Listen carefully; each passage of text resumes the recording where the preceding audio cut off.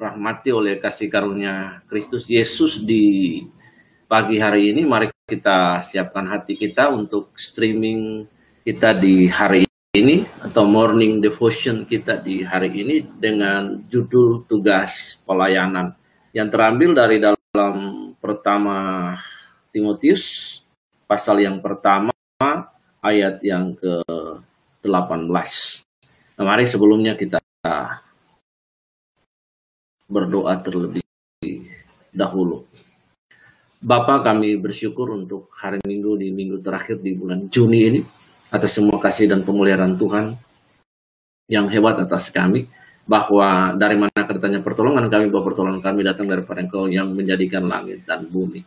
Terima kasih untuk providensia pemeliharaanmu atas kami yang ajaib dan luar biasa.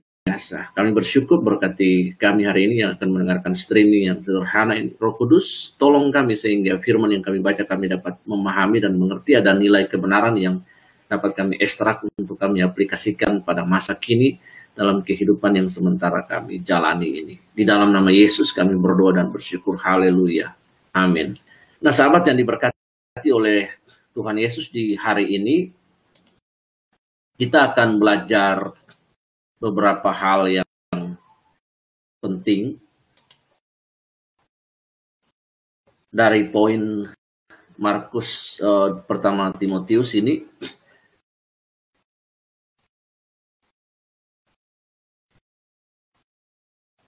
Mari kita melakukan pembacaan kita. Tugas Timotius terambil dari pertama Timotius pasal yang pertama ayat yang ke-18. Tugas ini kuberikan kepadamu Timotius anakku sesuai dengan apa yang telah dinubuatkan tentang dirimu, supaya dikuatkan oleh nubuat itu engkau memperjuangkan perjuangan yang baik dengan iman dan hati nurani yang murni. Nah, Bapak Ibu Saudara yang dirahmati oleh kasih karunia Kristus, pada hari kemarin kita membahas tentang pembapaan rohani yang dilakukan oleh Rasul Paulus kepada anak rohaninya, yaitu Timotius, sebagai seorang gembala muda di gereja yang ditanam oleh Rasul Paulus, dirintis oleh Rasul Paulus di Efesus. Nah, pada hari ini dalam pembacaan yang kita sudah baca, Bapak Ibu Saudara yang dirahmati oleh kasih karunia, kita menemukan Paulus menggunakan dua istilah militer dalam menjabarkan tanggung jawab dan peran Paulus dalam memberikan tanggung jawab dan pekerjaan dalam pelayanan pengabaran Injil, yang adalah kekuatan Allah yang menyelamatkan setiap orang yang percaya. Kita melihat di sini tugas yang dibebankan kepada, yang diserahkan, diberikan, dibebankan, ditanggungkan kepada Timotius muda yang adalah anak rohani, anak didik, gembala muda di gereja Efesus ini. Yang pertama adalah dalam pasal ini, ayat ini adalah yang pertama tugas. Dalam 1 Timotius pasal yang pertama ayat yang ke-5, ayat yang ke-3, dan ayat yang ke-18. Saya membacanya supaya kita dapat memahaminya dengan baik. Ya, pertama Timotius, pertama pasal 3, kita dapat menemukan, ketiga aku hendak meneruskan perjalananku ke wilayah Makedonia, aku telah mendesak engkau supaya engkau tinggal di Efesus dan menasihatkan orang-orang tertentu agar mereka jangan mengajarkan ajaran yang lain. Ayat yang ke-5 dalam pertama Timotius pasal pertama ayat ke-5, tujuan nasihat ini itu ialah kasih yang timbul dari hati yang suci, dari hati nurani yang murni, dan dari iman yang tulus ikhlas. Dan ayat ke-18 yang kita akan bahas ini, sedang bahas ini, tugas ini kuberikan kepadamu Timotius anakku sesuai dengan apa yang telah dinubuatkan tentang dirimu, supaya dikuatkan oleh nubuat itu engkau memperjuangkan perjuangan yang baik dengan iman dan hati nurani yang murni. Paulus menggunakan sebuah istilah militer dalam bab ini. Yang pertama adalah tugas, duty. Seorang Paulus sebagai seorang gembala menggunakan kata ini di dalam memberikan tanggung jawab tugas kepada anak rohani dan anak didik pelayan untuk melayani pekerjaan kerajaan Allah. Setiap kita juga menerima tanggung jawab yang sama. Setiap kita menerima tanggung jawab yang sama. Setiap Kristen menerima tanggung jawab yang sama. Tanggung jawab itu adalah tanggung jawab universal setiap kita yang percaya dan mengaku bahwa Yesus Kristus adalah anak Allah yang hidup. Ketiga, setiap orang yang percaya dan mengakui dan menerima Kristus sebagai juru selamat, maka tanggung jawabnya adalah memberitakan pesan yang sama kepada orang lain yang termaktub di dalam Matius 28 ayat 18 sampai ayat yang ke-20. Semua kita tentu paham sekali dan mengerti dan mengenal ayat ini dengan jelas. Ini adalah amanat yang agung bagi setiap orang percaya. Bukan bagi pendeta, penginjil, penatua, jemaat pengerja, dan lain. Tapi bagi setiap orang yang percaya. Nah, tugas ini begitu penting bagi kita. Semua kita harus memahami, sebagai orang Kristen kita tidak saja menjadi murid, tetapi ada tanggung jawab yang akan dibebankan oleh komandan kita Yesus Kristus untuk memberitakan pesan yang sama, membawa perintah yang sama, yaitu memberitakan kabar baik, good news. Good news itu Injil. Apa itu Injil?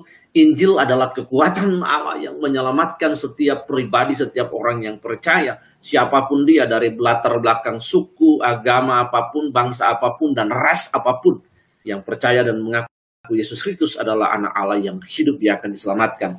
Supaya demikian, genaplah apa yang dikatakan dalam Kisah Rasul pasal yang keempat ayat 12. Bahwa tiada nama lain di muka bumi, di kolong langit ini yang olehnya manusia dapat diselamatkan, hanya di dalam nama Tuhan Yesus Kristus. Itu menjadi satu-satunya. Jadi Yesus Kristus adalah satu-satunya jalan ke surga, juru selamat. Tidak ada jalan yang lain, tidak ada cara yang lain. Nah, tugas pelayanan pemberitaan Injil dan untuk menjaga jemaat di Efesus dari pengajaran-pengajaran yang sesat, maka Rasul Paulus memberikan sebuah tugas, sebuah mandat kepada Timotius, anak didiknya. Mandat ini dibahasakan dalam tugas. Dalam terjemahan lain, mandat ini disampaikan dengan bahasa kupercayakan. Di dalam New King James Version dibahasakan dengan berkomitmen. Di dalam NGB juga dibahasakan dengan kuberikan. Bapak Ibu Saudara yang dirahmati oleh Tuhan, artinya Paulus mempercayakan pekerjaan Injil kepada Timotius. Kita dapat menemukan ini dalam 1 Timotius pasal 6 ayat yang ke-20 dikatakan, "Hai Timotius, peliharalah apa yang kupercayakan kepadamu, hindarilah omongan yang kosong dan yang tidak suci dan pertentangan-pertentangan yang berasal dari apa yang disebut pengetahuan."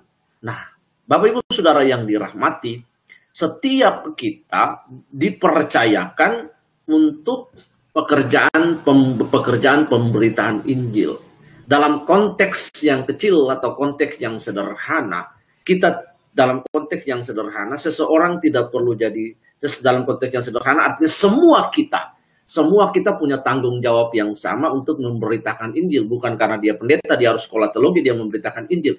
Tapi setiap kita yang sudah ditebus oleh Kristus Yesus, maka kita wajib memberitakan, kita wajib menceritakan keselamatan yang kita peroleh, perubahan hidup yang kita nikmati, kita bertumbuh, kita berubah, perubahan hidup dari kualitas manusia yang lama kepada manusia yang baru, perubahan tabiat, perubahan karakter, dan buah-buah yang kita alami dalam mengikuti Tuhan Yesus itu perlu kita saksikan, kita ceritakan kepada orang lain. Itu adalah bagian dari pemberitaan Injil yang konteksnya kecil sekali.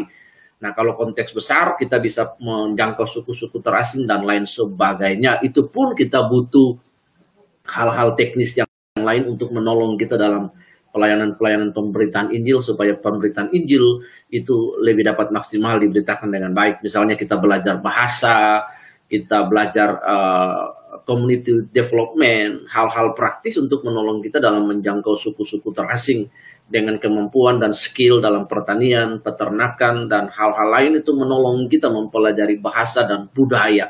Kita akan mempelajari hal tersebut dan kemudian akan menolong kita dalam ladang-ladang pelayanan misi untuk pemberitaan Injil dalam pekerjaan yang lebih besar dan lebih kompleks dalam dunia ini.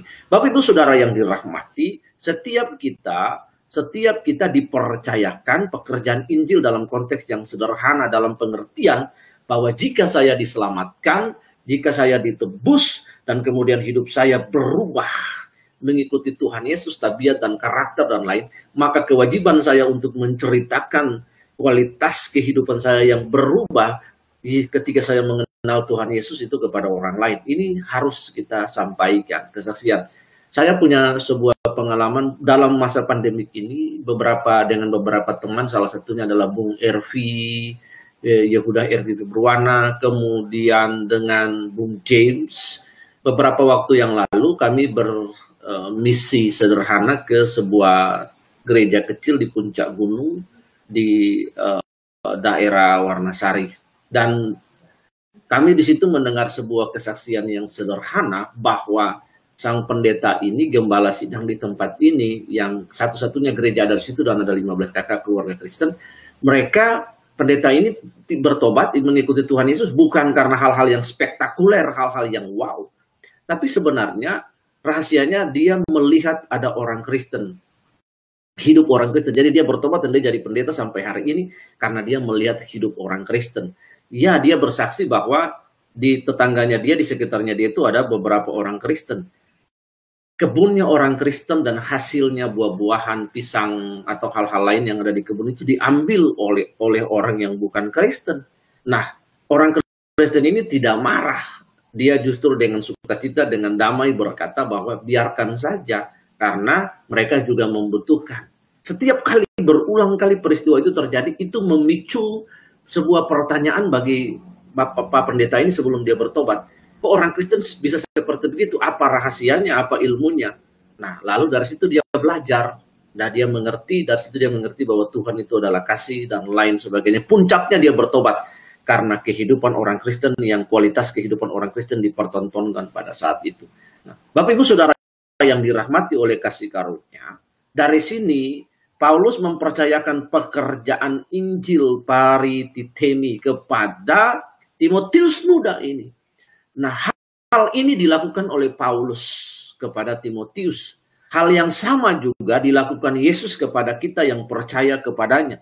Kemudian kita yang percaya kepada Yesus itu juga boleh meneruskan hal yang sama kepada orang lain dalam konteks pelayanan, dalam konteks pelayanan. Kemarin kita belajar tentang pembapaan rohani, spiritual fathering.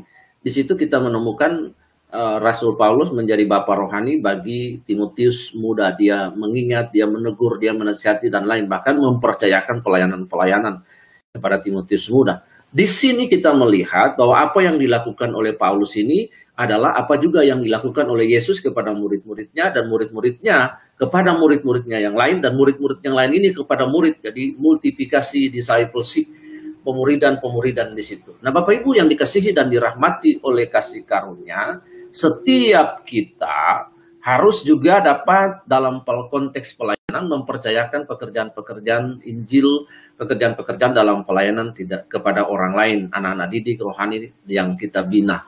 Nah, seringkali kita mengkapling semua pelayanan bahwa ini pelayanan ini milik saya, jadi tidak bisa dikasih atau diberikan kepada orang-orang yang kita bina. Apalagi hal-hal yang urgen, misalnya berkhotbah pada hari Minggu, minggu utama, dan hal-hal pelayanan yang kita menganggap penting.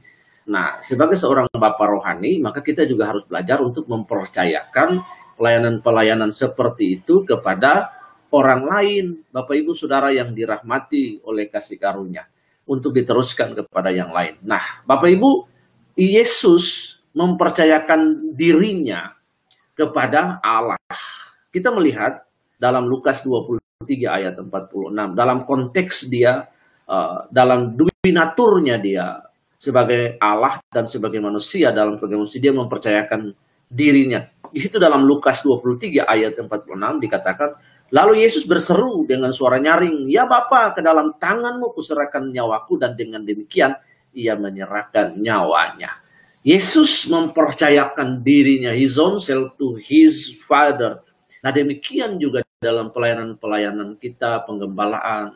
Kita juga dapat mempercayakan hal-hal yang dapat kita lihat, kita cermati, kita menganggap bahwa orang lain sudah mampu dan sudah bisa, anak didik kita sudah mampu dan sudah bisa, kita mempercayakan itu kepada mereka. Nah, ini adalah teladan Yesus mempercayakan sesuatu kepada orang lain yang Konteksnya murid-murid. Murid-murid mempercayakan kepada murid-muridnya. Nah, akhirnya begitu seterusnya. Dan ini adalah sebuah pelajaran hidup yang berkesinambungan dan bermultiplikasi. Ini prinsip memultiplikasi.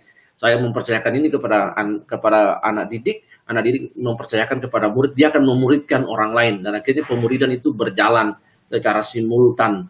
Tidak pada satu tempat, tetapi pada banyak tempat, nah, maka akan terjadi multiplikasi yang luar biasa. Yang kedua, contohnya adalah orang percaya yang mempercayakan dirinya kepada Allah, berkaitan dengan konteks ini.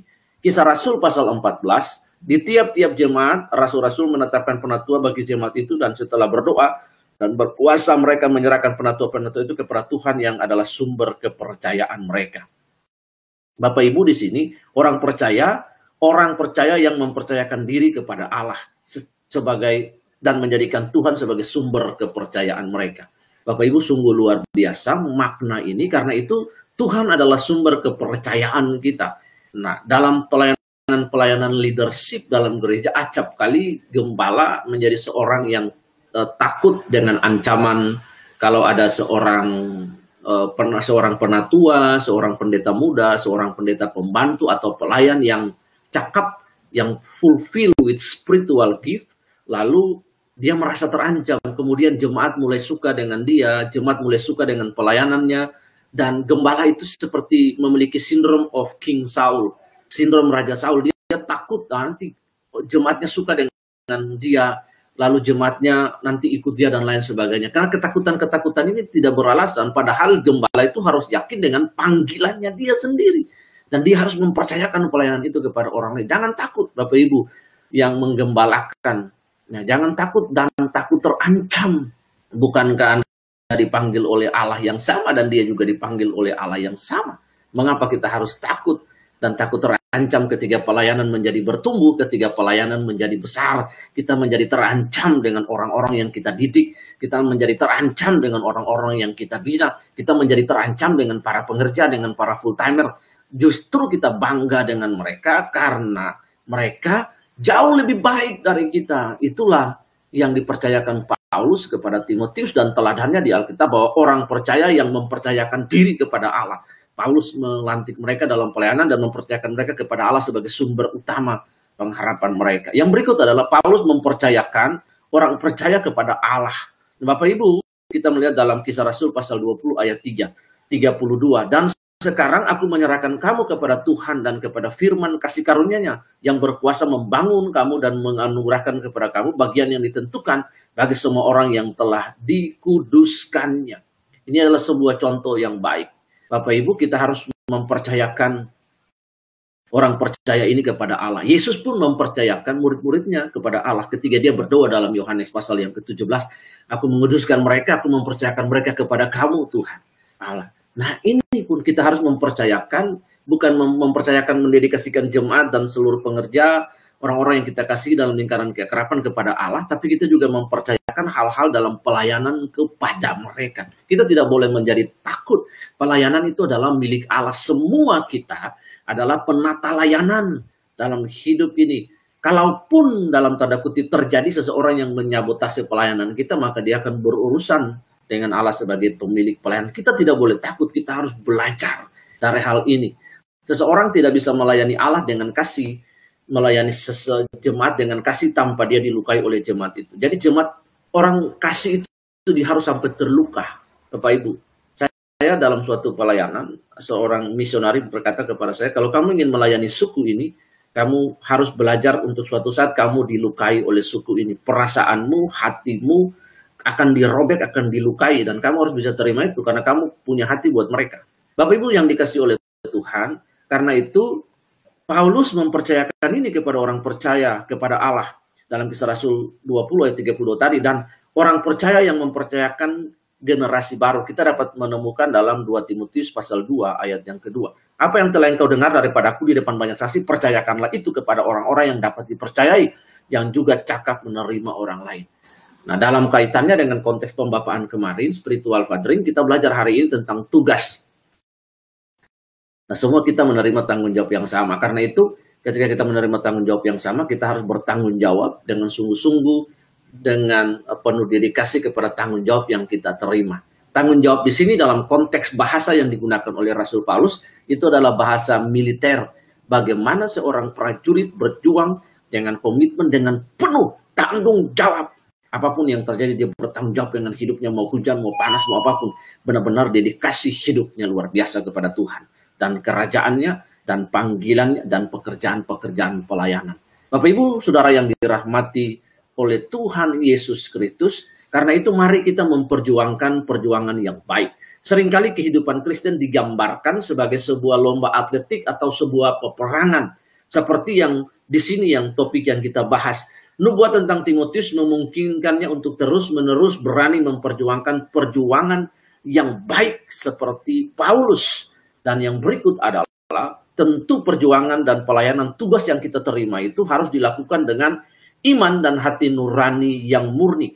Perjuangan yang baik akan melibatkan dan memiliki yang pertama iman, Bapak Ibu Saudara yang dikasihi oleh Tuhan. Iman kita. Yang kedua adalah hati nurani yang murni. Iman itu dibangun di atas dasar yang benar, yaitu firman Allah. Dibangun di atas dasar figur Kristus sebagai sentralitas dari ibadah kita.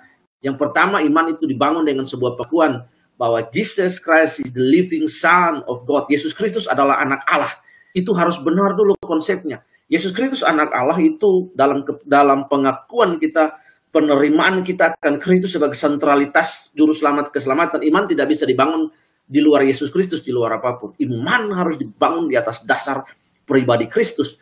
Lalu Alkitab firman Allah itu menggambarkan, menjelaskan tentang the personality of Jesus Christ yang kepadanya iman kita ditautkan. Dikatakan bahwa iman timbul oleh pendengaran dan pendengaran akan firman Kristus. Iman tidak dapat didapat oleh hal yang lain di luar Kristus, hanya Yesus Kristus. Yang kedua, hati nurani yang murni. Hati nurani itu adalah alat batin untuk memilih yang buruk dan yang baik. Pengetahuan dan logika ditambah dengan kecerdasan rohani. Proneo membuat kita menjadi cerdas dengan hati nurani sebagai pusat alarm hidup. Hidup ini kalau hati nurani seseorang sudah mati, maka dia tidak akan bekerja sama, tidak bisa bekerja dengan baik. Karena itu dalam kita menerima tanggung jawab, kita menerima tugas, kita menerima pelayanan, menerima itu dengan iman. Bahwa apa yang aku lakukan adalah aku lakukan untuk Kristus. Yang kedua, dengan hati nurani yang murni, yang baik. Bahwa ini untuk pekerjaan Allah, maka saya akan lakukan sungguh-sungguh. Ini adalah tugas dan tanggung jawab. Maka kita akan melakukan tanggung jawab itu dengan sungguh-sungguh. Bapak Ibu, kedua hal tersebut disebutkan dalam 1 Timotius pasal 1 ayat yang kelima yang berbunyi, tujuan nasihat itu ialah kasih yang timbul dari hati yang suci dan hati nurani yang murni dan dari iman yang tulus ikhlas. Ini disebutkan lagi Bapak Ibu, sehingga kedua hal ini mendorong Timotius supaya Timotius beriman kepada pokok iman yaitu Kristus, dan dalam pelayanan Timotius memiliki hati nurani yang murni kepada Allah dalam tugas pelayanan dan penggembalaannya. Demikian streaming kita di hari ini. Tuhan Yesus memberkati kita. Kita menerima tugas pelayanan dan pekerjaan apapun, kita lakukan dengan iman, dengan hati nurani yang murni di hadapan Allah. Tuhan Yesus memberkati semua aktivitas kita sepanjang hari ini. Mari kita berdoa. Kasih Allah yang jauh melampaui segala roh hikmat akal pikiran, menolong kami dan memberkati kami sepanjang hari ini. Saudara-saudara Kristen semua di bangsa ini yang beribadah di rumah, Tuhan tolong, Tuhan berkati. Yang beribadah di gereja juga dengan sistem social distancing, Tuhan memberkati mereka semua. Dengan semua gereja yang ada di bangsa ini yang sama-sama menaikkan syukur dan hormat kepada Engkau, berdoa bagi bangsa ini. Kami berdoa bagi bangsa ini, memberkati pemerintah, Satgas Covid dalam penanganannya, memberkati dokter dan para medis, bahkan di seluruh provinsi. Tuhan memberkati. Kami mendedikasikan bangsa ini kepada Engkau Tuhan. Di dalam nama Yesus kami berdoa dan mengucap syukur. Roh Kudus terus mengadvokasi kami sepanjang hari dari pagi sampai sore nanti. Sampai kami akan memasuki hari yang baru. Segala puji dan segala hormat kepada Engkau karena Engkau yang punya kerajaan dan kuasa dan kemuliaan. Kami sudah berdoa dan mengucap syukur. Haleluya. Amin. Tuhan Yesus memberkati sahabat semua. Sampai berjumpa pada morning devotion berikutnya. Shalom.